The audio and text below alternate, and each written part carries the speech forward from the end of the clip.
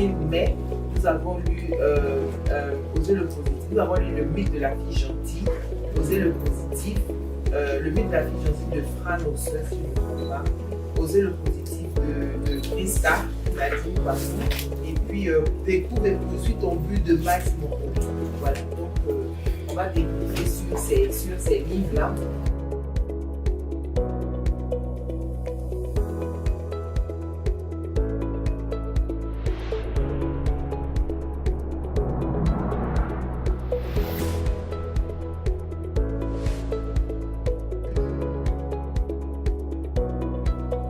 Je suis née le 7 décembre 1981 à N'Djamena, 220 logements. Mon père était peu et toutes mes sœurs aînées ont été mariées de force avant l'âge de 16 ans.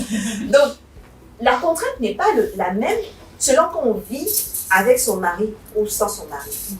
La contrainte n'est pas la même, la colonne suivante, selon qu'on vit dans la belle famille ou chez soi.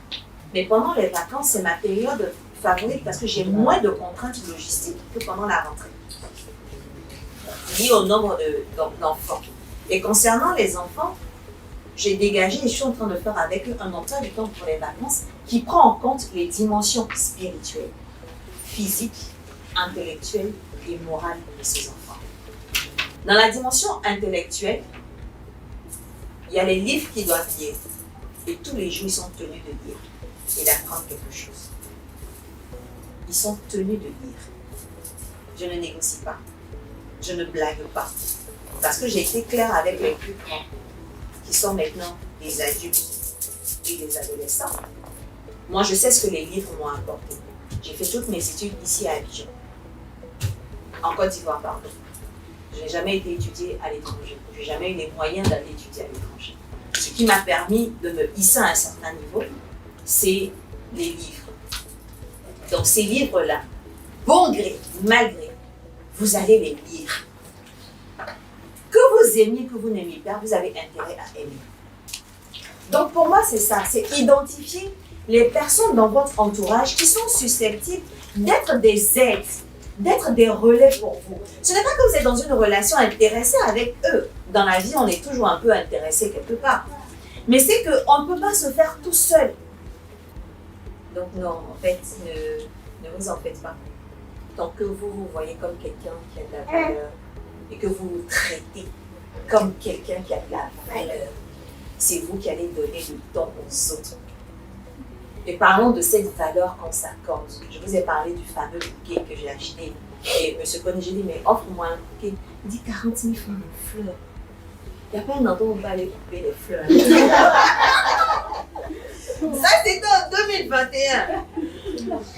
Anniversaire 2022. Le gars allait chercher un bouquet de fleurs. Jusqu'à il s'en est à Bamako, quand il s'est rentré, il était couché, il était fatigué. Il dit salam alaikum salam. Ah, mais je te salue, il faut te retourner, tu vas me regarder. Je me retourne que vois-je.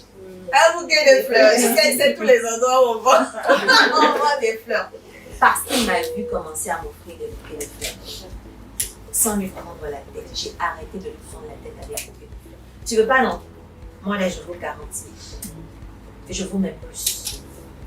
Rien n'est jamais acquis, définitivement. Il nous appartient de chérir les instants que Dieu nous donne.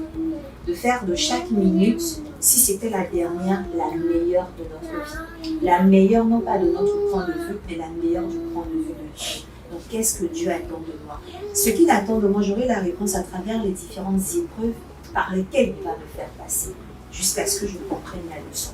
Et je suis arrivée à la conclusion, moi, Kanaminat, en tant que femme, Dieu m'aime. Il ne m'a jamais autant aimé que lorsqu'il m'éprouve. Parce qu'il y a dans ces épreuves la marque de sa présence, la marque de sa fidélité. Il me permettra de témoigner de sa bonté et de sa fidélité. Et quand j'arrive à cette conclusion, je suis à l'aise. Et je suis en paix. Et que Dieu nous a fait ça.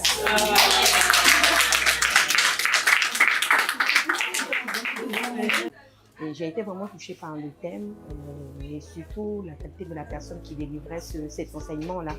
Et elle a aujourd'hui sorti des indices, des conseils vraiment très pratiques qu'on doit vraiment en tant que femme et en tant que personne qui souhaite vraiment changer changer la perception qu'on a de nous. Bon, je recommande cet événement parce que c'est un moment d'échange, un moment de rencontre. Le docteur K nous a partagé son expérience et ça a été vraiment très enrichissant. On a appris à ne pas culpabiliser, appris à ne pas avoir peur d'être heureuse parce que de notre bonheur aussi découle aussi le bonheur de notre famille, de tous ceux qui nous entourent. Vraiment, ça a été une belle matinée, un beau partage d'expérience. J'ai beaucoup appris sur la résilience, vraiment. Dr. Khan, comme on se l'imaginait, c'est un modèle de femme. Ça m'a vraiment beaucoup appris, surtout sur le développement personnel. Et donc, j'invite toutes les femmes à participer massivement. Donc, vraiment, ça s'est très bien passé. Les actions ont eu tort, comme on dit.